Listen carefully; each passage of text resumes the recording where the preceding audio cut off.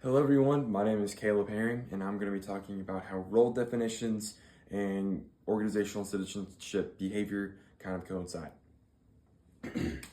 Now, as you look at this picture, I want you to think, obviously you're going to think about how it's a soldier, military, organization, government, natural byproducts of what you think of for seeing this picture. But the phrase that I want you to think about for a second is this: a good soldier.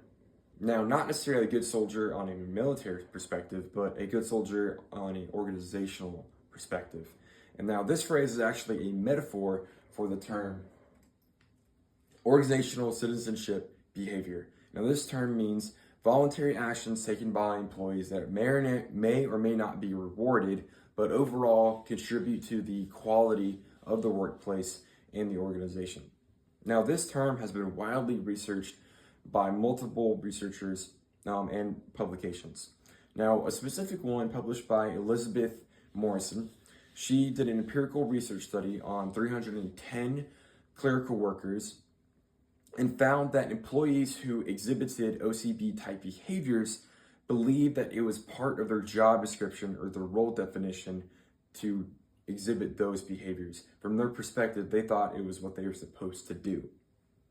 Now, a little bit of a personal story of mine that applies to organizational citizenship behavior is my experience as an RA at the University of North Georgia.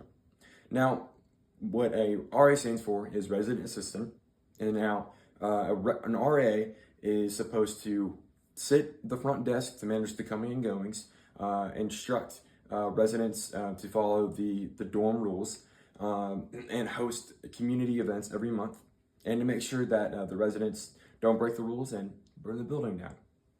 Now, the extra things that I decided to do within my RA role was I was there to create relationships. I wanted to establish a connection with my freshman residents.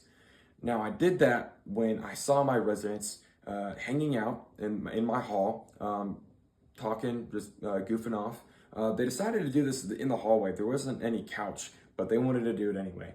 So the first time I saw this, I jumped on the opportunity and I wanted to establish those connections and break down those barriers. And this ultimately led to some of my residents coming to me for one-on-one conversations where they needed advice for something that they were going through, they needed to vent, or they just needed to just talk to somebody. Now, this was a natural byproduct of this was that my residents respected me and my RA role, created those relationships, and it respected the dorm rules and allowed them to follow them. And finally, my residents were able to be integrated into the college lifestyle. Now, why does this all matter? What is the significance of this? What's the significance of my story? What's the significance of OCB? And what's the significance of Elizabeth Morrison's empirical research study? Now, why this matters is because organizations should they should preserve OCB type behaviors. They should encourage and not exploit.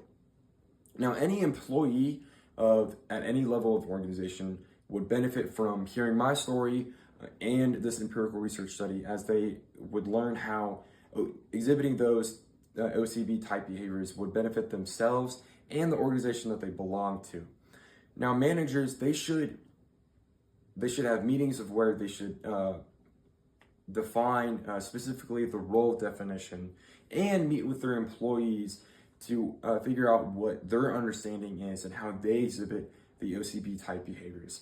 Now, in those meetings and in the future, managers should not necessarily exploit those type of OCB behaviors that they find in employees, because then it becomes about profiting the organization. And that's not what OCB is about. It's about voluntary behaviors. Managers should encourage OCB type behaviors and not exploit.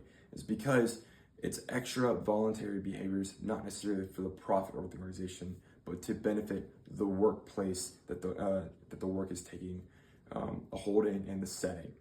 And that is all I have for y'all today. Thank you very much, and y'all have a good day.